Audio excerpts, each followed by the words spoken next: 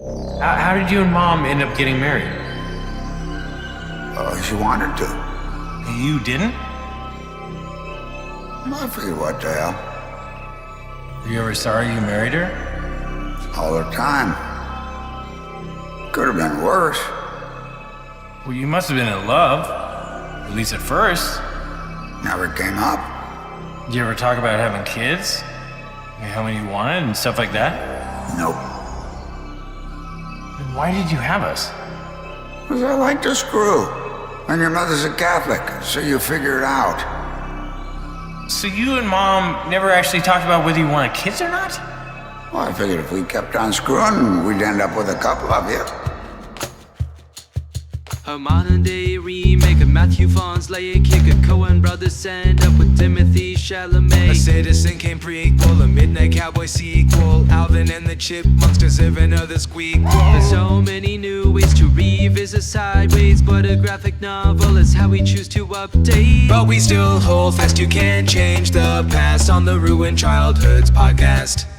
Greetings, Starfighters, Cornhuskers, and Bug Eaters. This is Ruined Childhoods, and this week we are nestled comfortably in what Adam Duritz calls Middle America. This state is the home of Warren Buffett, Carhenge, and Kool-Aid. Oh yeah! If you're in this state, you may be visiting the Petrified Wood Gallery, the Clown Doll Museum, or the world's largest time capsule. And despite ska and brass being in the state's name, the music genres it's most known for are jazz and Midwest emo. That's right, we're in Nebraska, and we're talking about the 2013 film, Nebraska. Dan, between the following Alexander Payne Nebraska set movies, which would you like to live in the most? Nebraska, Downsizing, About Schmidt, Citizen Ruth, or Election? Wow, John, that's a wonderful question. Thank you. Let's see. Being a high school teacher, I'm going to rule out Election. Yep. Okay. All right. Already there. So I'm gonna. It's funny that the first one that you rule out isn't the one about the drug addicted, pregnant, perpetually pregnant. That one's young next. Woman. That one's next. That one's next. Yeah, absolutely. So, yeah. So I think I'm going to go with About Schmidt. It's been a while since I've seen About Schmidt. I saw it in the theater and I don't know that I've seen it since, but I remember really being a big fan, really feeling like it was Jack Nicholson's best work I'm talking like long before As Good as It Gets. Yeah. Well, it's actual acting. It's less of a, I can show up. I mean, he's great and As Good as It Gets, but it's right. There's much more depth to Schmidt. He's much. I mean, you could tell it's the brilliant thing about the poster with him with like the comb over kind of like fluttering up, and he looked so unlike himself. Yeah, that it was such a great movie and such a fun, as many Alexander Payne movies are, including this one, a fun ride to go on. Yeah, something that Alexander Payne does really well is taking people who, I'm thinking specifically about like, Matthew Broderick in Election, Jack Nicholson, it's these actors who come from a time where, your character, you want them to kind of be cool and charismatic and not dopey, and he turns them into these dopey characters who are extremely flawed and, don't have all the best attributes. And you're about to say something. Well, yeah, and I know it's a tiny bit cart before the horse here, but like Bruce Dern was a contemporary of Jack Nicholson's, yeah, and like came up in that same age and like was part of that whole crew. So it's really great seeing him. Alexander Payne writes, and I guess he has not written all of the films he's directed, but certainly directs great films for actors and just like creates these wonderful characters or brings the wonderful out of the characters, going all the way back to Citizen Ruth. Fabulous performances all around, but like Laura Dern, what more can I say? And this is before Laura Dern was like the Laura Dern. She was, just kind of getting started. Well, although no, she wasn't, because it was, let's see, that was 96. So 10 years after Blue that was Velvet. 96. So, yeah. 10 years why did after I think it Blue was Velvet, way earlier than that? 3 years 3 years after after Jurassic Park. Yeah. Yeah. I thought that it was earlier than Jurassic Park for some reason.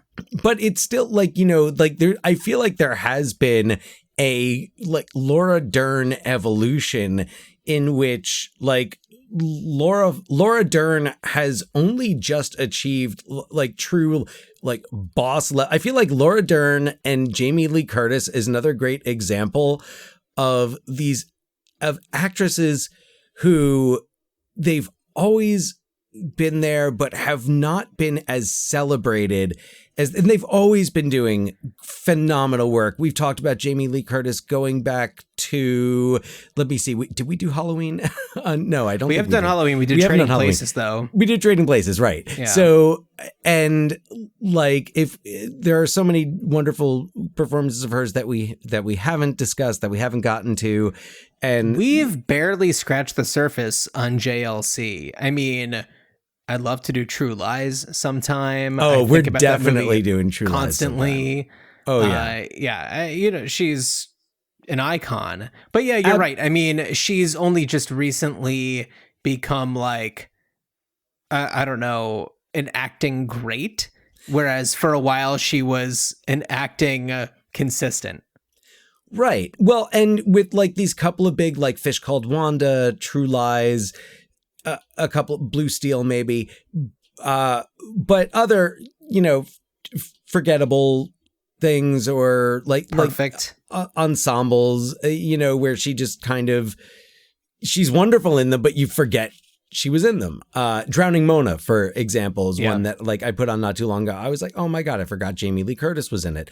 But Laura Dern as well has always been, giving these, and also Jamie Lee Curtis and Laura Dern their images are of these totally authentic people who also are using their position and privilege to advocate for others. We know Jamie Lee Curtis in particular with the LGBTQ community, the trans community, and, in particular, and Laura Dern as well. I know, during the recent strikes, Laura Dern was, prominently featured and consistently out there. And I know that there are Laura Dern is just another one of those actors that is like, they are going to speak their mind and you are going to respect them all the more for it. Yeah. And well, Laura Dern, she definitely had like cult stature because of David Lynch early on. And I think that for her to kind of move into a more mainstream, because also like Citizen Ruth, that's another kind of like a cult classic. But then, even though she had done Jurassic Park, it wasn't until, like you said, recently that she kind of became more of like a legit actor. That you can always rely on getting her in there and just like hitting it out of the park. Well, and there was also that, especially that year where it was like Marriage Story and Big Little Lies. Big Little Lies, yeah. And I know that there were other things that like Twin Peaks, The Return, and it was just like, damn, you were just like, you couldn't avoid awesome Laura Dern performances. And she won the Oscar for Marriage Story. Yeah. And I mean, Laura Dern, Jamie Lee Curtis, two Nepo babies who carved their own paths and, really stood out from their lineage. I mean, I feel like Jamie Lee Curtis getting her start on Halloween was maybe like, tucked into like a scream queen, just like following in her mom's footsteps path, but really broke free from that. And I think it also says a lot that she has been with Christopher Guest for so long that it's like, it's not like what a power couple. Damn. Power couple, but also it's like, for me, she has linked herself to somebody who is a weirdo comedy icon and not like, super celebrity status, where I feel like she could have ended up with, but she went with like the really interesting, brilliant, quirky guy who, you know, is a legend in his own right, but has been with him since before he became a legend. Although he was, it was just after Spinal Tap had come out. Right. But I mean, but also like, it wasn't like Christopher Guest couldn't get sexy, because Princess Bride, man, Christopher Guest in that movie, very like Basil Rathbone-y. And I mean, I don't know if I'd consider him like particularly handsome in the movie. Dude's got an extra he's finger. kind of like, he's debonair. Like, well, although sorry, I guess, you know, I'm sorry, John, is having 6 fingers on one hand. Like, is that no deal for you? Is that, or you're not? I bet he's really good at the saxophone. We'll never know. We'll never know. We'll never know. In our Princess Bride episode, we didn't propose a sequel in which the 6-fingered man plays the saxophone. But nor did we suggest that his 6th finger was what made him such a villain.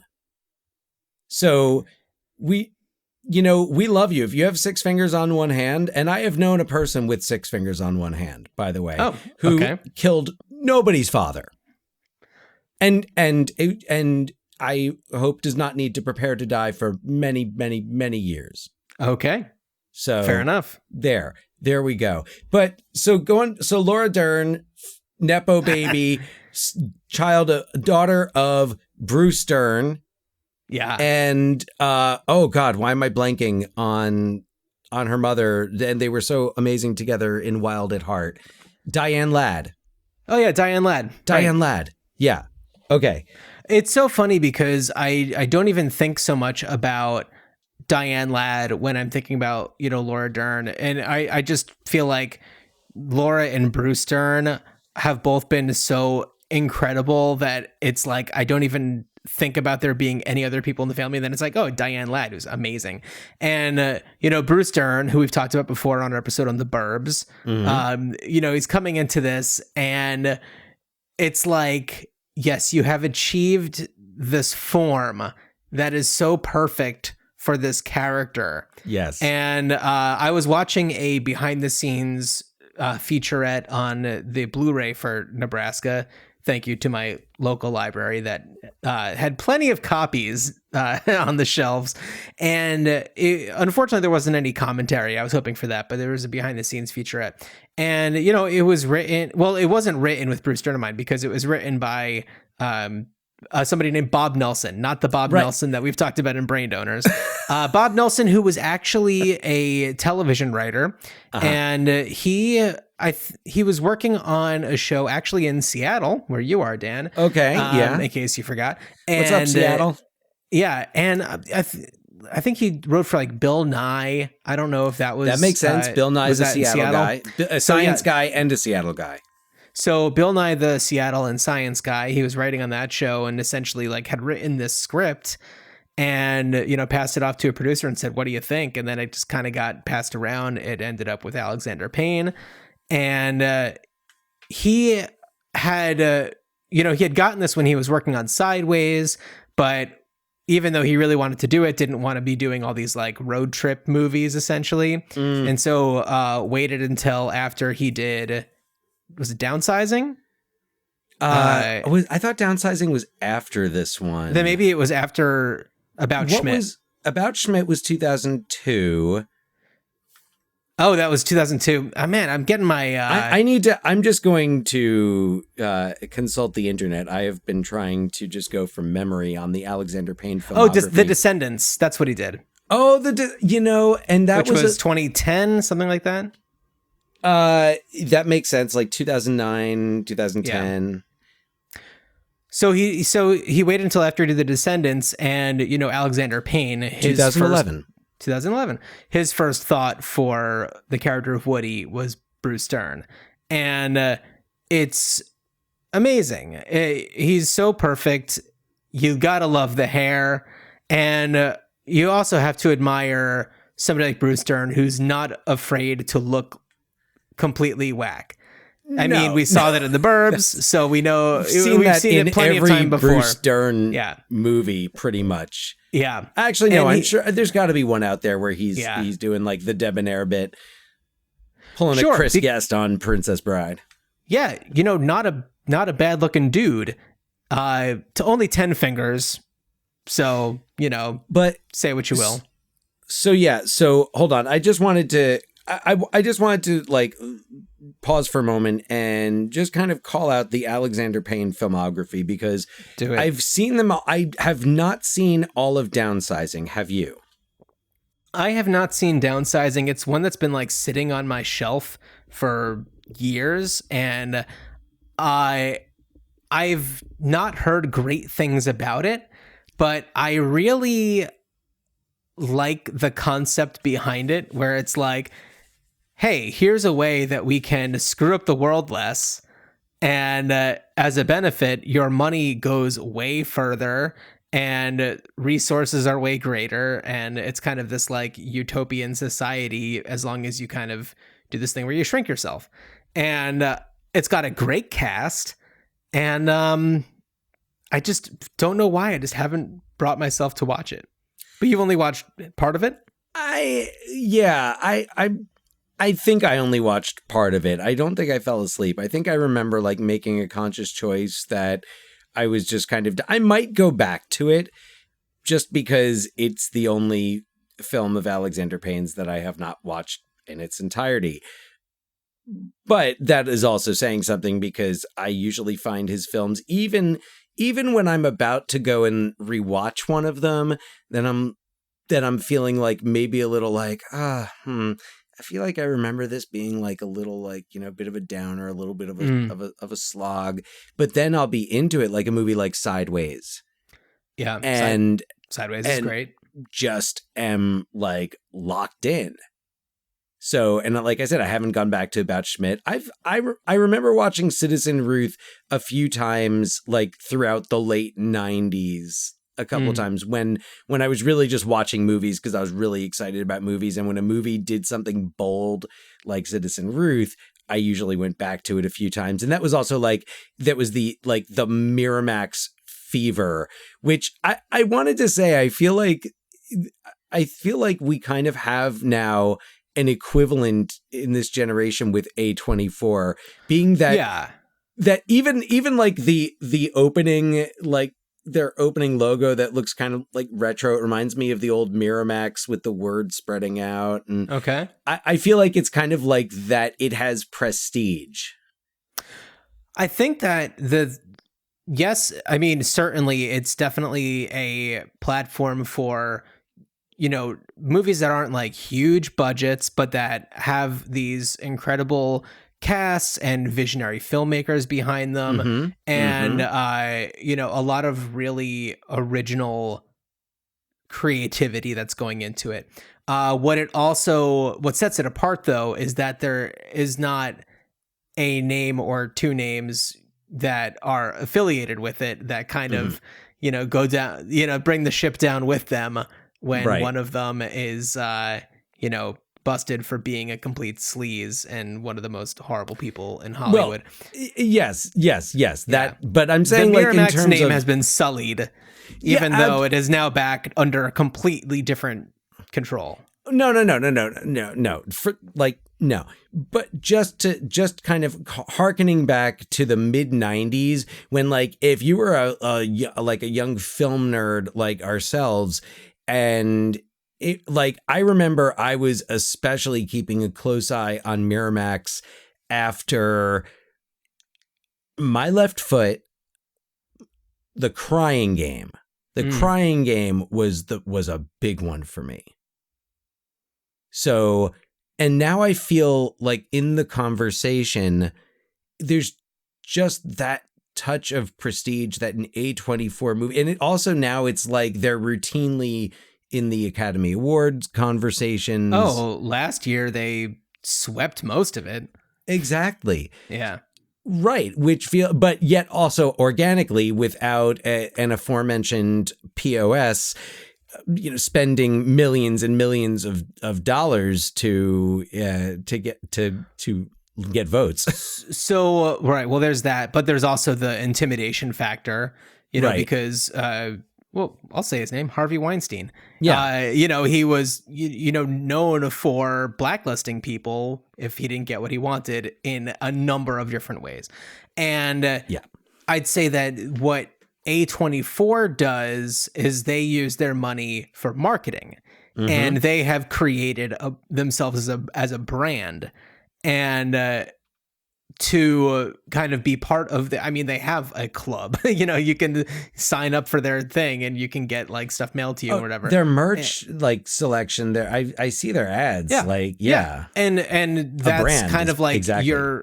they're keeping up with the times and kind of setting a precedent for how movie studios can and should be, approaching their marketing strategies.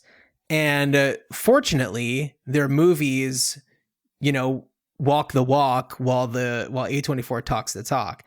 Real quick though, I do want to acknowledge, since we did bring up scumbags in Hollywood, Alexander Payne is also somebody who has faced pretty serious allegations, actually, from Rose McGowan, who was very much part of Harvey Weinstein's takedown.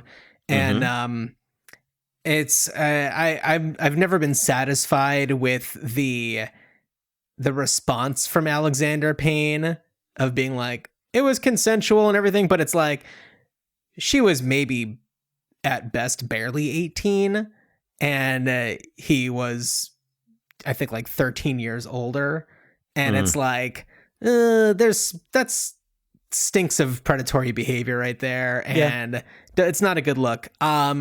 Granted, if Rose McGowan was like 18, it's quite a long time ago. I hope that he has, if maybe not publicly, then privately made things right, because I haven't necessarily heard anything recently about him from people who are outspoken about these types of things. So, and especially since his name has been in the conversation with it being Oscar season having just passed. Yeah. So, Yeah. So, but fantastic director, and really, really cool insight. He is very much involved in the Nebraska film scene. He is on the board for Film Streams, which is an Omaha-based, I guess, like cinema collective celebrating, cinema that is made in the state. And I don't know. I respect it a lot when there's somebody who is, very much in touch with like the place where they're from, and does a lot for the film community in those regions. Like here in Portland, people like Gus Van Sant, there's a lot Kevin of filmmakers Smith in out Jersey. here. Kevin Smith in Jersey. Well, that's a whole separate thing. I don't know if he really involved with creators that aren't part of his kind of collective. Well, that I don't know, but I feel like in terms of like keeping cinema alive, I think he's at this point, it's less of a I don't know that he's in as much of a position. He's in some position to like support young filmmakers, but I think he's more in a position to like market and publicize and like do his live shows and do his screenings. I do feel though that New Jersey is not the same as a state like Nebraska it's like it's right. kind of like New York and New Jersey. You're going to be getting a lot of that same type of stuff. Right. Yeah. But a lot of and right, it is not. This is not somewhere in Middle America of Adam Duritz. It's the heart that matters more. But it's still like you have so many people who kind of look to distance themselves from New Jersey, both physically and figuratively. And very few people have made it really part of their identity. In fact, Kevin Smith and Connective Thread Nebraska, Bruce Springsteen. Well, okay, then you have Danny DeVito, whose production company is Jersey Films. Yeah. There's a lot of there's a lot of people in the film industry who have pretty close ties to New Jersey. Right. But like, yeah, anyway, it is when you think of Nebraska film, though, who else do you think of other than Alexander Payne? That's pretty much it. Yeah. As far as I know, they're not as much known for their film scene aside from Alexander Payne. And I love that, you know, he has this film that's just straight up called Nebraska. And when we were talking about what movies to cover as we are doing this series where we talk about each of the 50 states, plus Puerto Rico and DC, and in making the kind of list at the beginning, I think that Nebraska was the only movie that we put down for Nebraska because it was like, well, clearly we're going to do Nebraska. And, you know, as we talked about at the end of the last episode, it's one of those movies where it's just like, yeah, it's just really good. You know? Yes. There's, they made all of the right decisions for it. I mean, it was up for, I think, like 8 Academy Awards. Actually, fun Portland tie, the music was composed by Mark Orton, who also did the music for The Holdovers. And Mark is somebody who I've been connected with out here in Portland. He gave me a bunch of music to use for a podcast that I did for an organization that I worked for quite a while. So when that was getting started, he reached out to me, and I went to his little like backyard shed studio situation, and just a really super guy. And I was really excited to see that, you know, he continued to work with Alexander Payne on The Holdovers. And the music in Nebraska is so, it fits so well with the feeling of, you know, the black and white visuals of it, the cinematography, kind of the vastness of the experience that these two characters are really having together.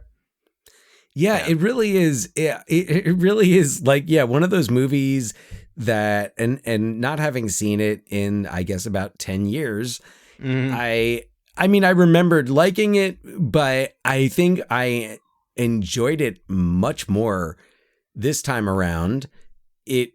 I just found myself, you know, smiling, and, you know, it's not, it's much lighter than I remember it being. I know that there's some less light stuff in there.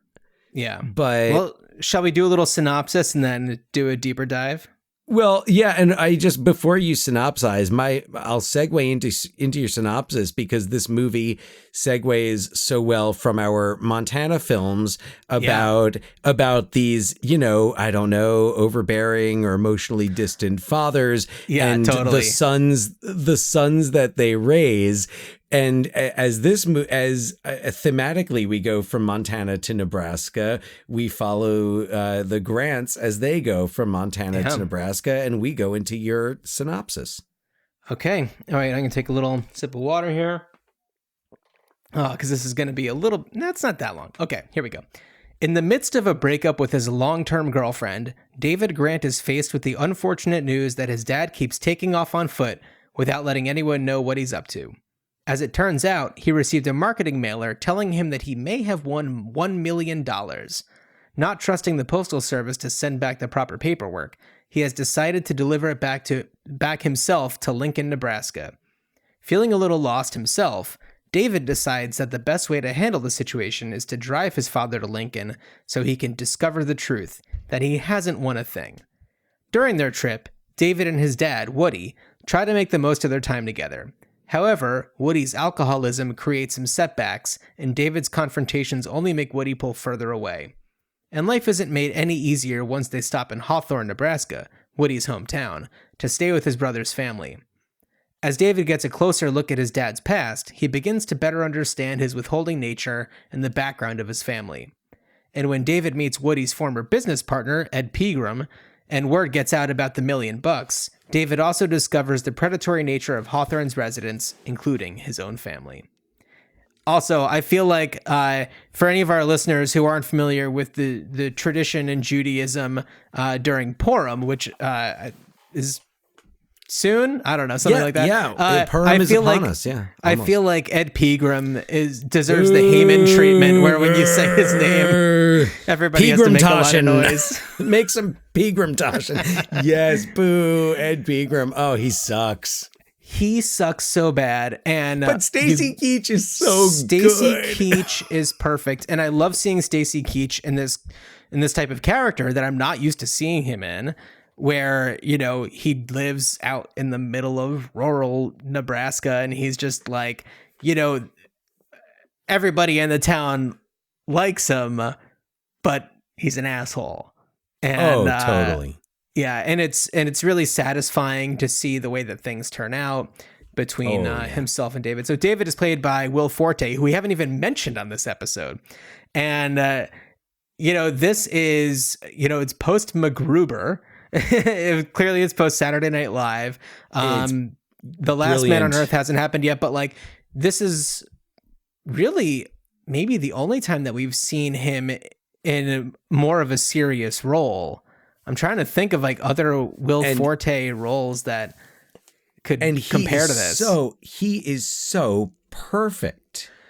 Well, he's perfect. And in the behind the scenes thing that I watched, you know, he was considered for this because, well, he looks like he could be the child of Bruce Dern and June Squibb. And June Squibb. Speaking of perfect. Okay. We will get back to June Squibb.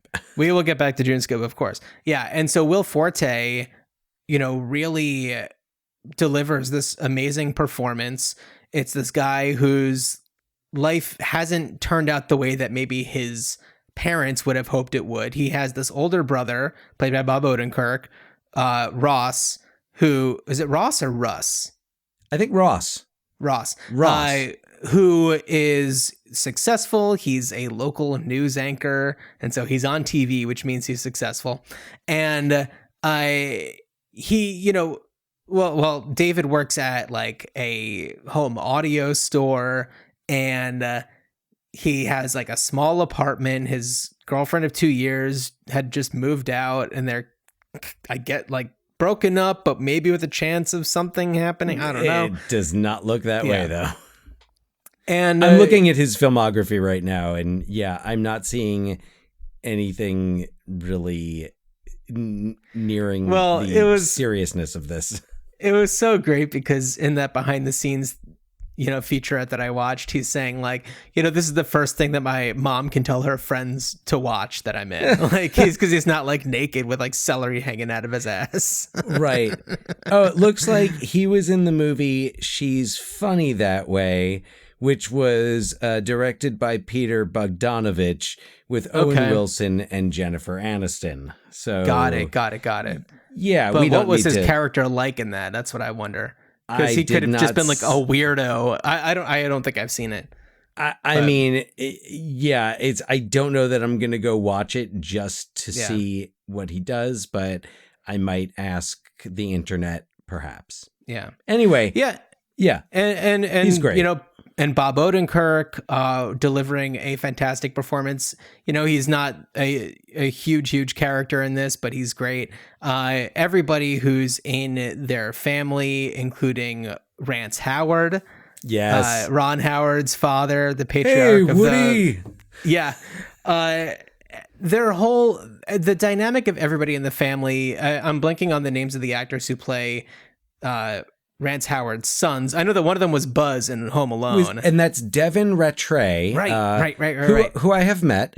Oh, no way. He was connected to, there was a show that my friend Lynn Rosenberg, shout out to Lynn Rosenberg. And Lynn's series, which I think is going into its third season, Famous Cast Words, all about using basically language in the casting industry and, you know, respect to, in respect to women, people of color, et cetera. So, but Lynn was involved in, it was an ongoing improv show, and it was about the, you know, four friends, living in New York and just kind of like what they were going through. And it was kind of, I don't want to say it was like Sex and the City, but it was, Yeah, it was four friends, and they would improvise their way through each show, each week. So it was kind of episodic, and things picked up, each week from where they left off, but it was improvised. So, Gotcha. And he was somehow connected to it because that was where I met him, and I was at the time co-owner of a company that did video services and like video production, online, streaming and stuff like that, like way back in 2009. Okay. So that was with Sweet Victory Entertainment, and we did we shot each week and edited it and got it online for them. So it was called, I went by a couple of names. One of them was Naked in a Fishbowl. Huh. Okay.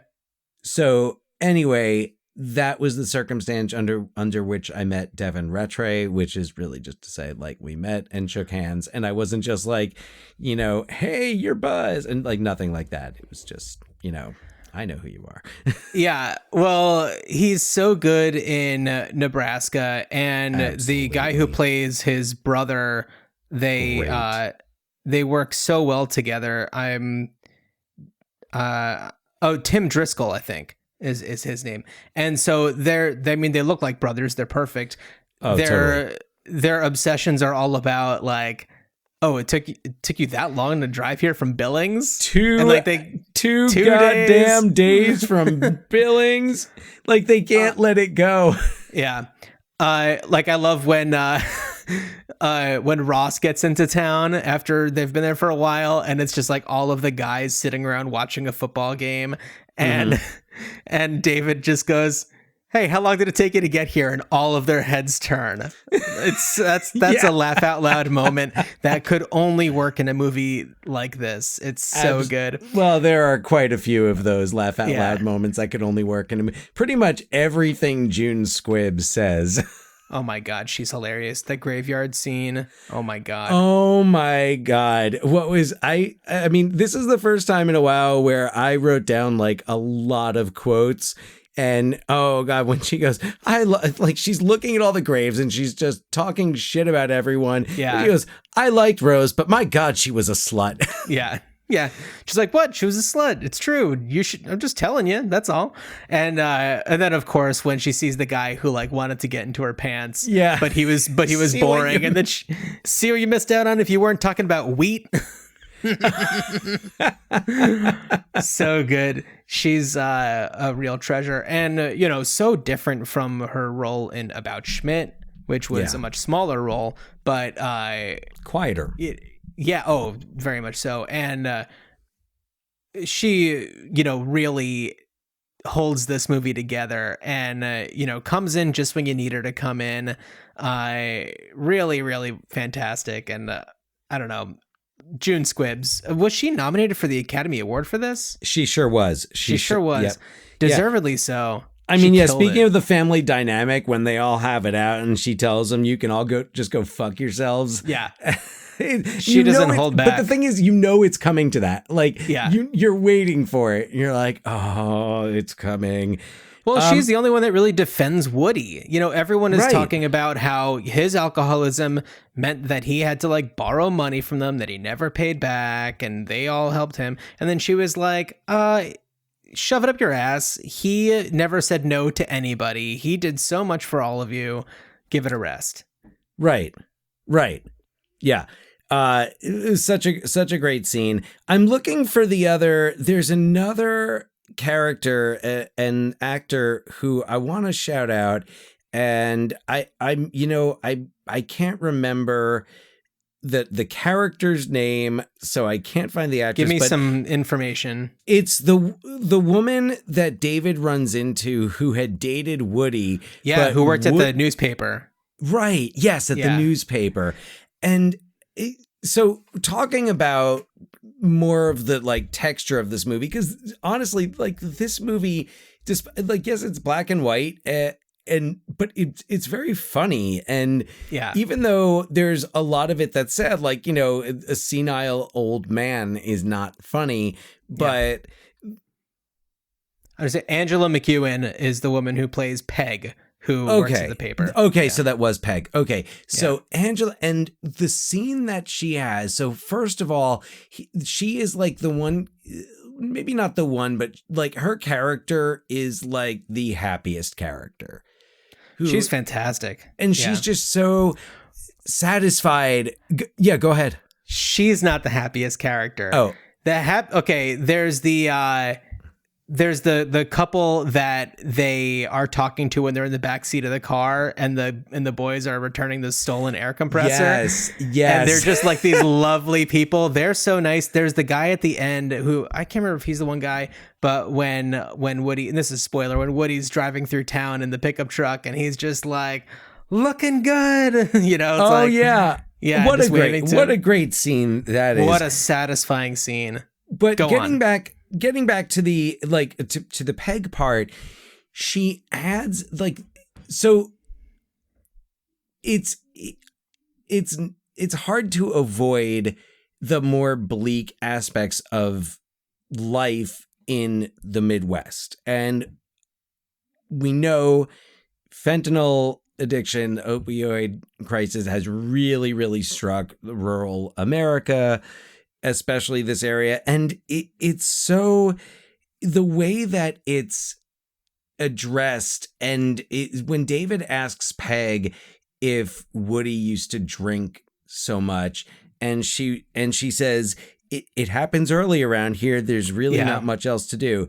Nowadays, it's not just the booze, but all the other stuff. Yeah. And just that was like, we needed that to just say, like, you know, like, yes, yeah, like, we're not, like, this is not a movie about how bleak life in the Midwest is, but there is that aspect of it, and it cannot, nor should it be ignored. And especially for Alexander Payne being a filmmaker from Nebraska, makes a lot of sense. But just so, like, it's really a hallmark of his films, I think, is just that, like, that just enough touch.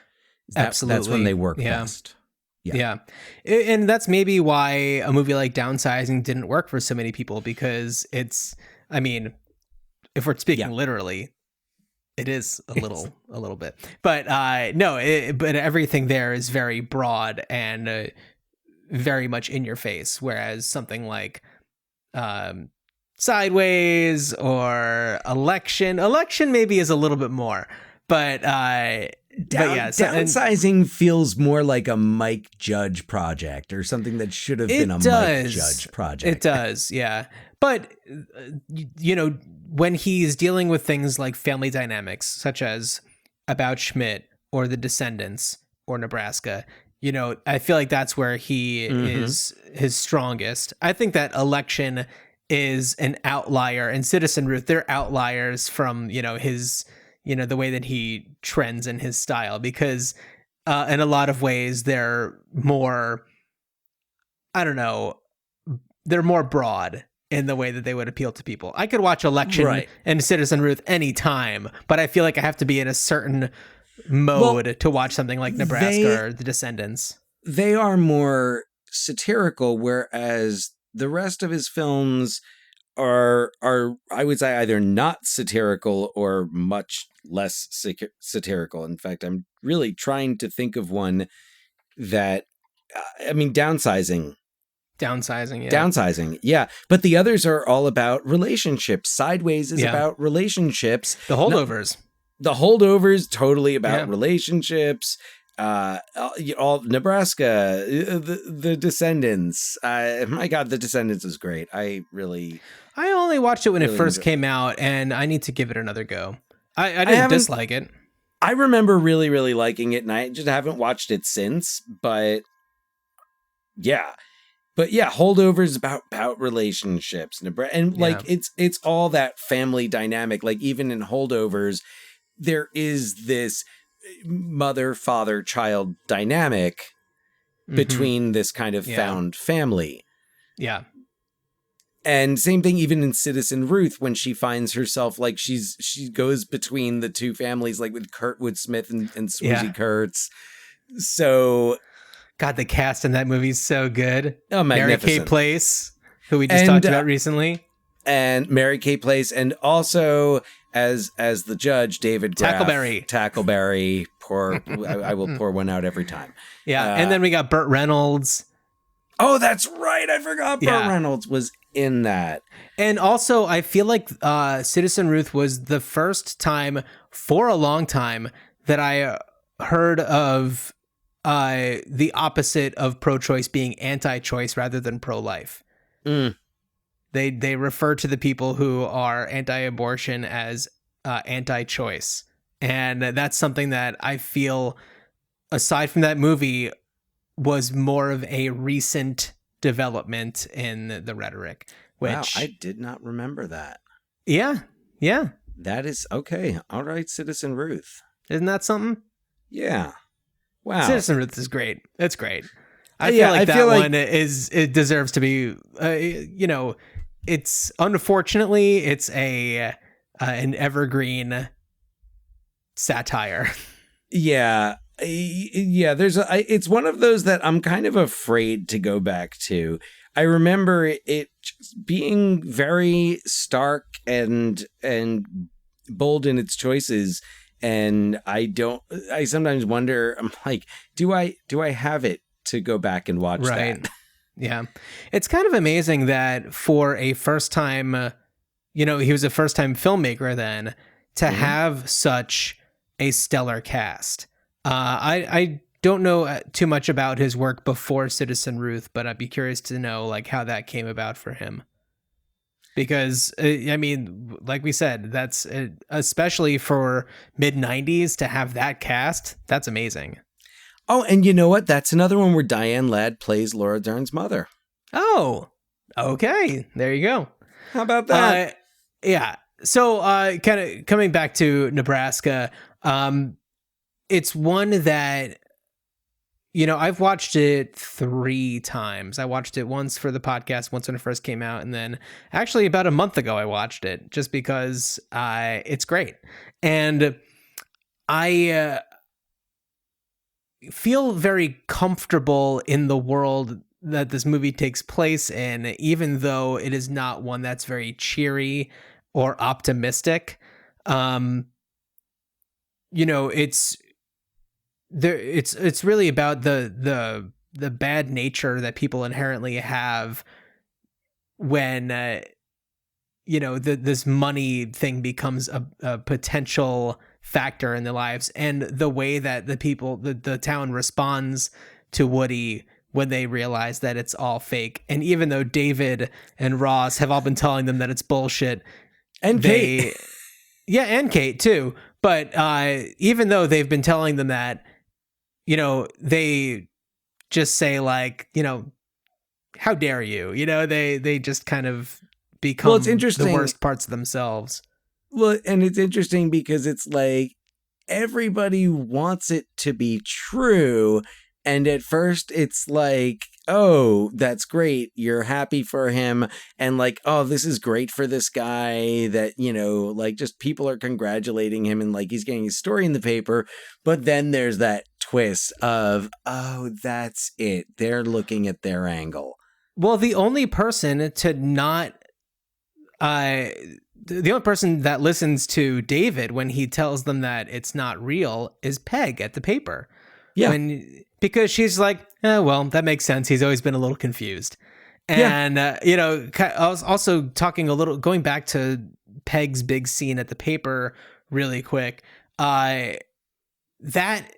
scene gives us so much incredible backstory, not just about the people that, grow up there, but about Woody and his family. Mm-hmm. They served in Korea, and David didn't know that he knew that his dad was in Korea, but thought that he was just a mechanic, but didn't know that like he was in a plane that got shot down.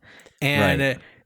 There's so much that Woody is holding back and not sharing because it's just, there's something about him that doesn't want to let people in. He allegedly never has even told his wife that he loves her. Their relationship is just because Kate wanted to get married, and they had kids because she was Catholic and he liked to screw, as he says. Yeah.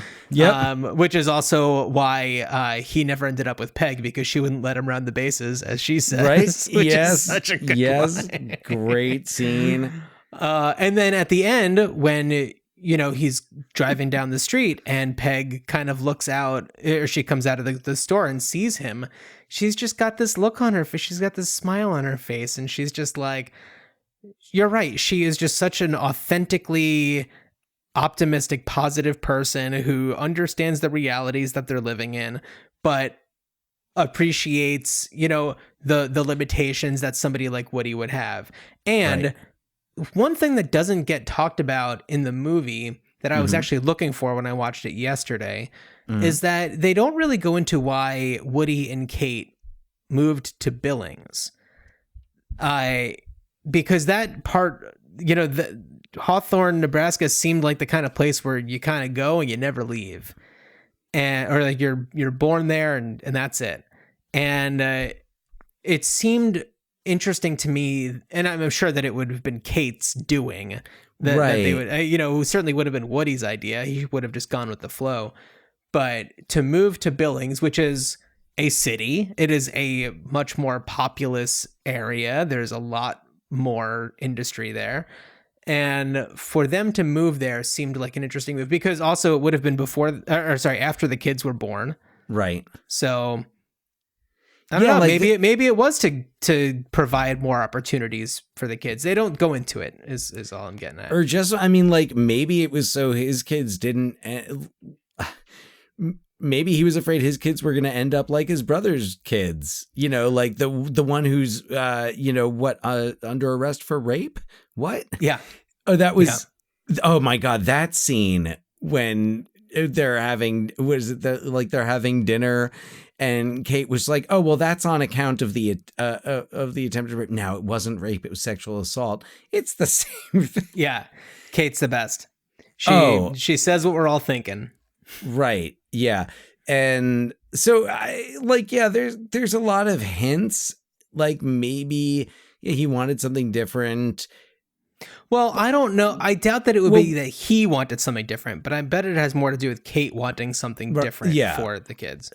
Well, because it doesn't seem like any of the brothers, the surviving brothers, ended up too far. But it looks like they all left Plainsview, or not Plainsview. Plainsview is where they shot it. Hawthorne, because I looked up. I did look up the drive time from Billings to Plainsview. It's 11 hours and 7 minutes. 2 days is a bit much. Right, but they also did have to stop so that, Woody could get stitched up after, falling. That's true. They had to find his teeth and everything. Oh my God, the teeth bit is ridiculous. He loses his teeth on some train tracks. I know, right? Oh my God. And I love how you also get a lot about their relationship, because David doesn't really question it as much. And there's the other scene where they're looking for the paper that the boys stole, or they're looking for the paper on the street, and David's like, "Gee, Dad, it was easier to find your teeth." Yeah. Yeah, there's something that just feels very authentic about what's going on, and it tells you a lot about the person that Woody is, that maybe his teeth are somewhere on the gravel by some train tracks, and it tells you this kind of thing maybe has happened before. It's such it brings to mind It's Always Sunny in Philadelphia. It seems like such a Frank and Charlie thing. That would be a very different dynamic. Well, yes. But it's very funny. You know what else shows you a lot about Woody? Another great scene. It's a little scene, but the Mount Rushmore scene. Oh my God. Well, it also shows you how Woody sees the world. Right.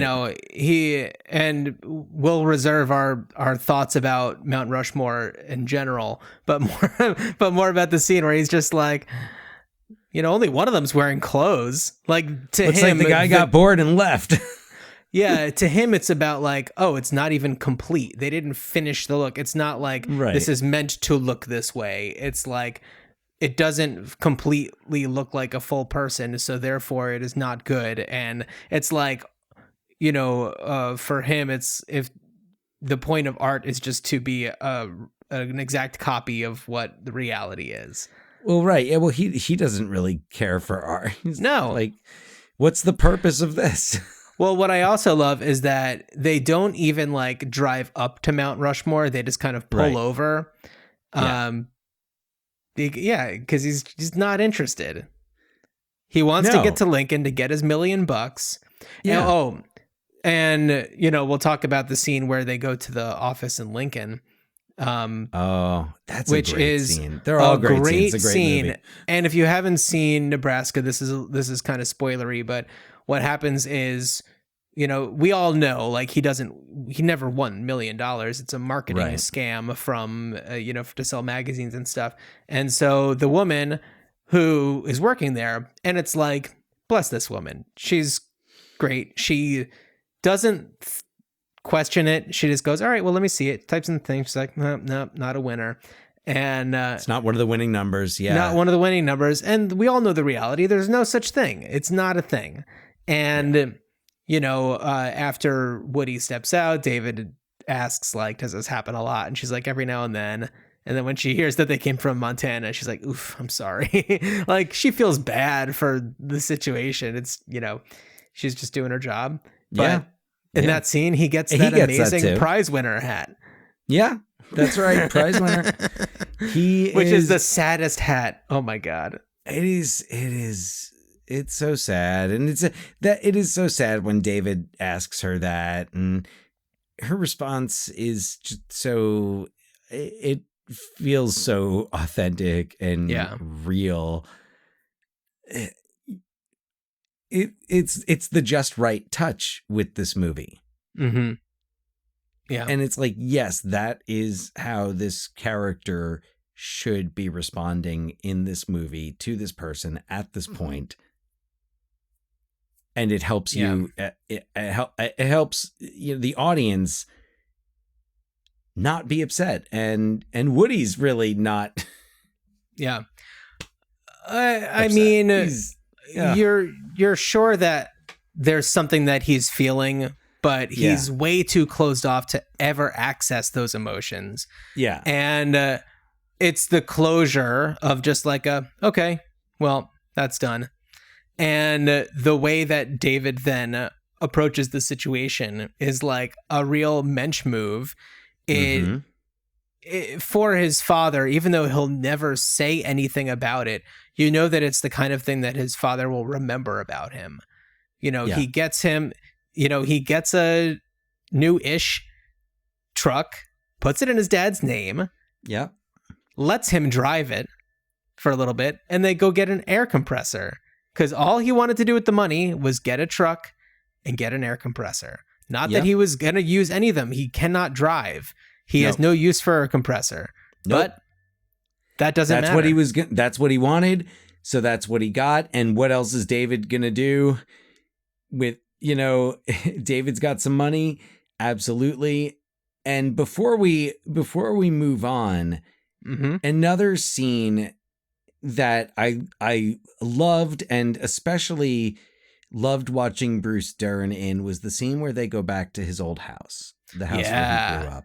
Oof. And everything from the way that he delivers those lines.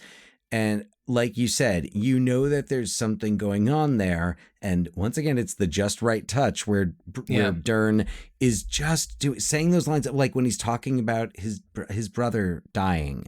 Yeah. His brother who died at 2 years old. Yeah. They had a room. Yeah. And when he talks about that, he's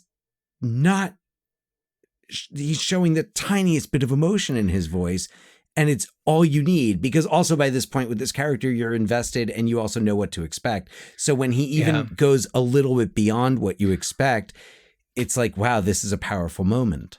Well, in that moment, David asks him a question. He asks him, do you remember that? And at any other moment in this movie, at any other interaction, if he was to ask him a question like that, he would respond with yes or no. But instead, he answers by saying, I was in the room. Like, Right. he gives him like information, which he never gets from his dad. He got information. And it's like, that has impacted you. That has clearly had an impact. Right. Yeah, it's beyond the yes or no. It's the like, I will never, you get so much from that line. Yeah. About Woody. But then also when they go into his parents' bedroom and he says, I was never allowed in here.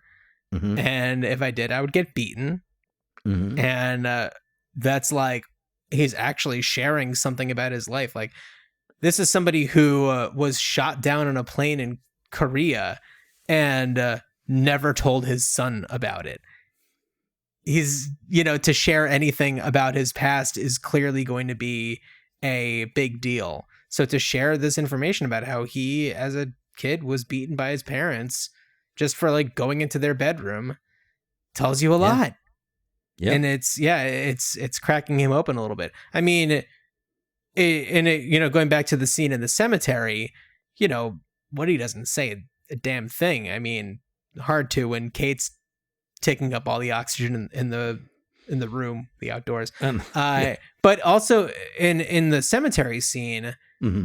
I want to mention one thing that I was kind of taking note of on this past watch, and clearly when you see the grave that says David Grant, which is the brother who died when he was 2 years old, and when who David was named after, and when David sees like his name on the grave, the one other thing that I was thinking of is like, okay, this is somebody who only lived 2 years. David has just been in a relationship that's ending after 2 years. We're just, you don't really remember the facts about his own personal life. Right. That you're not reminded about it that frequently. Like, he tries to tell his dad about it. He's like, oh, she and I broke up. And he's like, who?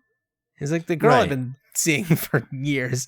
Yeah. Right. So I thought that maybe there was something more. I mean, clearly seeing a grave with your name on it is going to be a little alarming, especially in Hawthorne, Nebraska. Yeah, it didn't. That didn't register, and that may be nothing.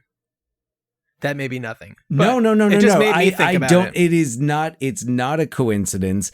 And again, I think it's one of those things where it's subtle. It's subtle, but it's there. It's like, now that you're mentioning it, I'm not. Yeah. I'm not saying like, what are you talking about? I'm saying, yeah. Oh my God. Yes. Well, another thing about David's relationship that had just come to an end, we see his girlfriend come to the apartment to like get some stuff, and she's pointing out like, this is a plant, you have to water it.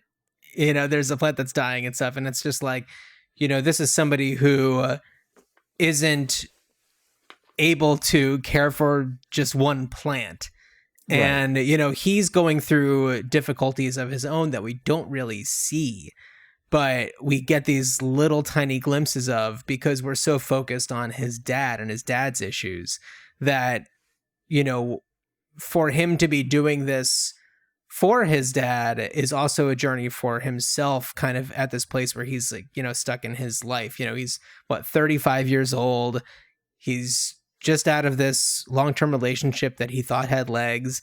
And it's like, and we've been informed that he can't even keep a plant alive. So not to say that everybody has the ability to keep a plant alive, but well, yeah, it's clearly like it's not like he lives such a busy life. No, that it's like, oh, I have so many things going on. I keep forgetting to water the plants. Like he comes home and watches TV. Yeah. So it adds a lot to that. Again, that, spending the money, and also saying like, well, what does it matter if I'm not at the store to sell stereos? Somebody else will sell the stereo or the speakers. Right. Like, kind of realizing that, like, yeah. But also, when we do see him at work, he's put on the hard sell for this one couple, and he can't even get the woman's name right. He calls her Janice, and her name is Janice. And it's just like, he's not even able to, land that. That couple that's there, they're clearly eager to leave. And he's trying to, hook him in as best as he can. Well, and I imagine it's kind of like David would have somewhere kind of like the Wayne Campbell wall of name tags. Yeah, right. Where you and can tell, like, this is right. Yeah. Like, this is just where he is in this moment. Sure. Yeah.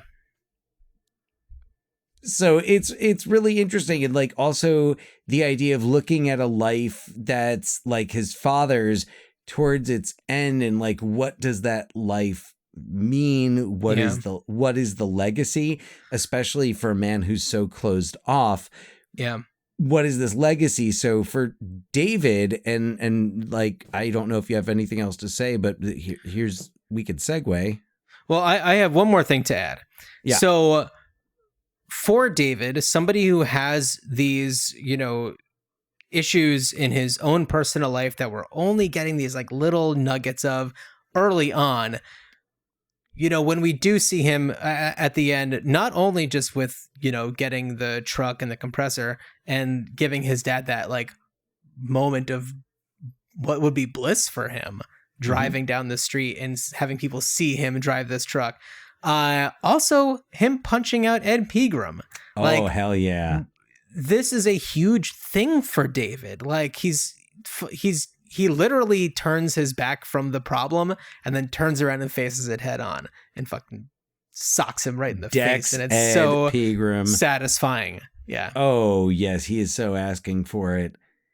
And it is a great moment, and it's a great catharsis, and it's a sign that David is becoming somebody who's going to take more charge of his life.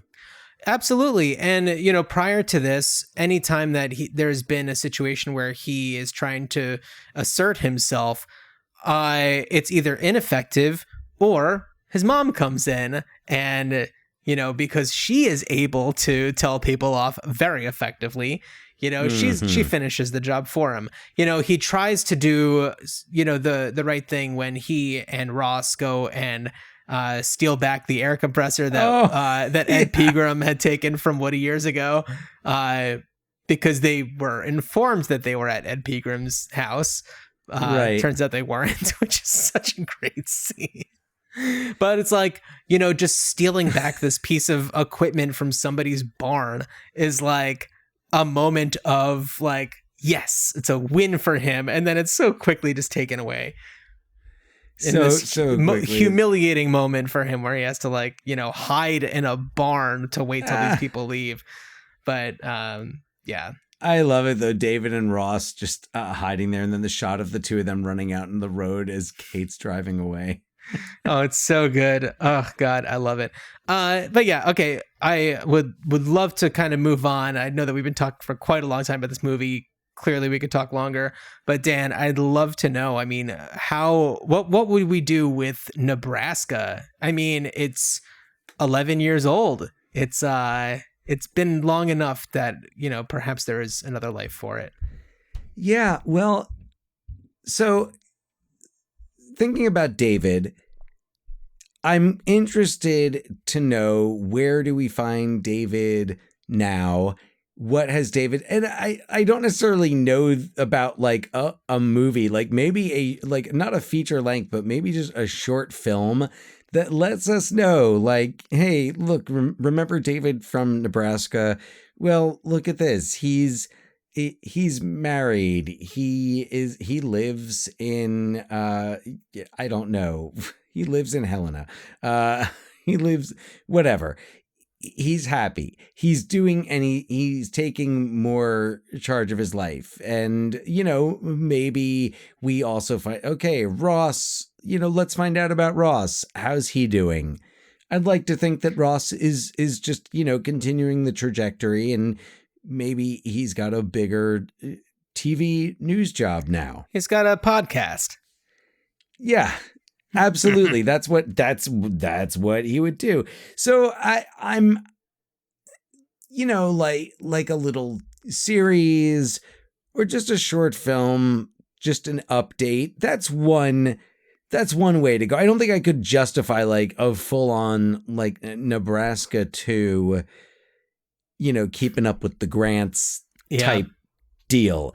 I also thought about prequel territory because we've got the Grant brothers. We've got all these kids who grew up in that house. And we know that life wasn't easy for them. But to see to maybe see Woody in his teenage years and to see what was, I didn't do the math really, but if you what would that be in the 60s? I suppose.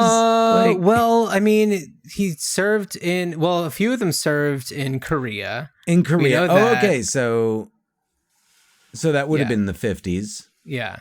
So probably, their teenage life was probably not too long before they got sent off.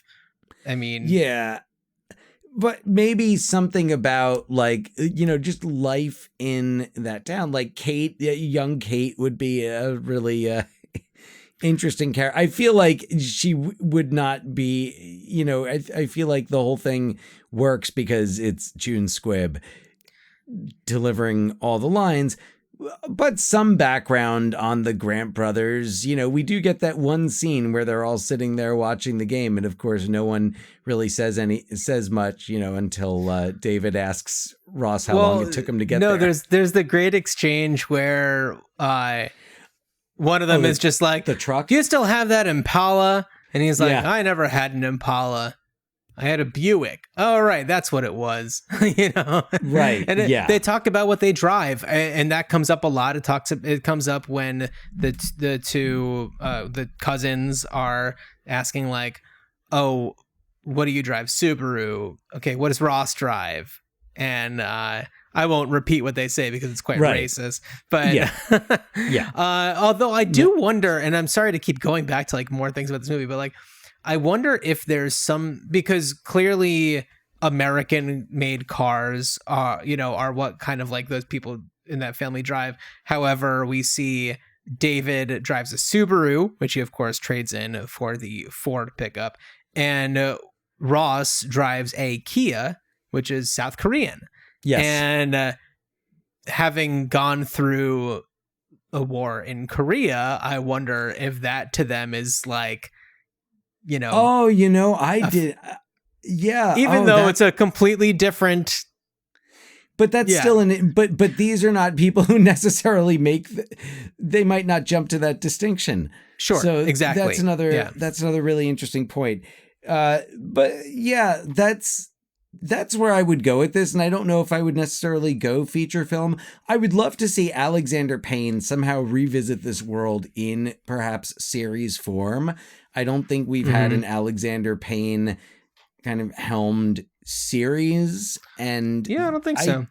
I feel like that would be an interesting direction for him to go in. And direction. Good choice of words.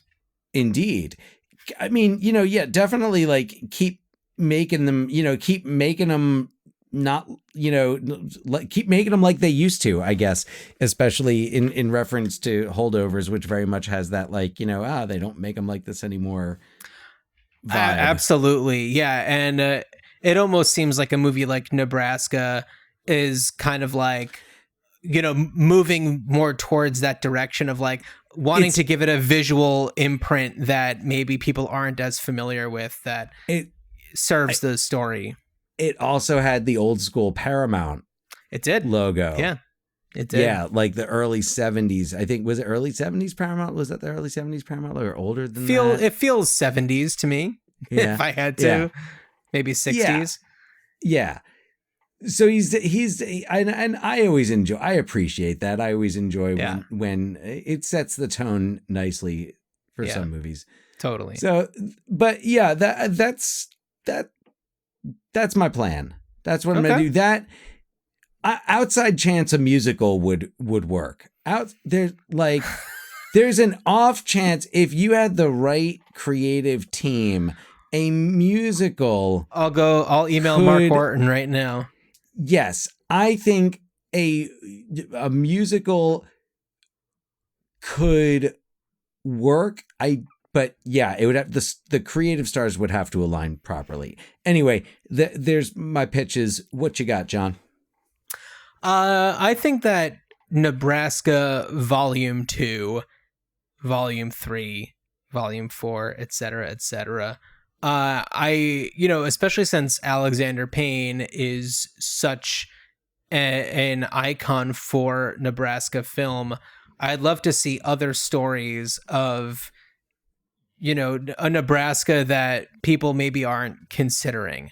In the intro, I mentioned a couple of things that Nebraska is known for, and one that I didn't cover was, college sports. It's, Right. Nebraska is big for that. But I feel like there are so many stories that would be told really well about maybe people who are having to go to Nebraska for one reason or another and, confront family situations that maybe they've been avoiding. Some, those are the kinds of things that I like seeing. And maybe it's a series or An anthology, like a Nebraska. Yeah, could be. And but I could imagine a series of maybe not a series where it's like each season is a different story, but almost where like a Sherlock, where it's more short films about. I've never seen Sherlock, but oh, okay, yeah. Sure. Each episode of Sherlock is like its own kind of short film, but yeah, like the different. Okay, have you seen Little America? It was an Apple TV Plus show. No, I did not see I that. think that it's maybe more of something like that, where it's like stories, like these American stories. I think that Little America, if I'm not mistaken, was like each one was based on something that was real, but it was a dramatized version of it. I want to actually look it up just so that I'm not Little America, Apple TV. I used to enjoy watching Little Britain, but that is a different show. This is sketch very comedy. different. Yeah, this is an anthology television series. Looks to go beyond the headlines to look at the funny, romantic, heartfelt, inspiring, and unexpected lives of immigrants in America. So that one is very specific to immigrants in America. I highly recommend Little America. It's really good. So I feel like in the tone of Little America, where maybe it is like the untold stories of people that are, kind of core to Nebraska's personality. I think there's a lot that could be mined there. And I don't know. Or harvested. That's a good one. They crop up. I don't know. I think that there's something also just about where Nebraska is geographically. It's kind of just smack dab in the center that makes it feel like you can't get more landlocked than Nebraska. Yeah, there's something about that where it's like it's in order to get away, you have to travel the furthest, essentially. Right. Yeah. It feels there's that like sense of feeling trapped in a place that is in fact like very wide open and vast. Yeah. So I feel like, the movie Nebraska is such a complex story that, like you said, we're given these little just enough bits here and there to really fill in the whole story. It's not giving you everything. You fill that all in yourself. And it's a very real type of story. We have so many people who are, maybe feeling a little lost in their older years, and maybe they haven't always been 100%, especially if their plane got shot down when they were in the war. And, sure enough. And get confused easily and get taken advantage of by scams. And, that's not even really touched on in this, that, it's just like, and this is happening. We don't have to go into the whole thing behind it. It's there though, because the whole time, like, you're acknowledging it and you're like, yeah, that's shitty. Yeah. But also when you go to that office in Lincoln, she's not the villain. No. Yeah. No. And I feel like in a lot of other tellings of this story, that would be the villain, is the person who conned an old man into thinking that he won $1 million to try to get him to sell magazines. No. This is the reality where someone like a David or Woody Grant does not get faced anywhere close to face with the villain. Yeah. Because there's not just one villain. It's a system. The villain is our own personal demons. The villain is us. The villain is us. It's the devil inside. Well, Dan, every single one of us, the devil inside. Sorry if that was a bit in excess. Oh my God. It certainly was. Our dear listeners, if you have any thoughts about Nebraska or any other movies that we have covered in the past, like 230 episodes that we've done, please email us, ruinchildhoodspod@gmail.com. Go to ruinchildhoodspod.com to find everything that you could possibly need. We've also got some links in this episode's description for some additional fun stuff. So, like we said earlier, we're doing this little tour of the United States cinematically. We're doing it alphabetically. Dan, we're going to Nevada next. Do you want to tell everybody what we're covering there? That's right. We're going to Nevada, and we're going back to 1961. The Misfits, directed by John Huston and starring Montgomery Clift, and in each of their last performances, Clark Gable and Marilyn Monroe. Yeah, So written by Arthur Miller. Yes, written by Arthur Miller, and filmed and set, I believe filmed, but definitely set in and around Reno, Nevada. Dan, it's been a real joy talking about Nebraska. I'm excited to talk about the Misfits next week. Yes. Yeah, and be a different conversation. Yeah, as you're out by the railroad looking for our father's teeth, I wish you a good journey. Oh, good journey, John.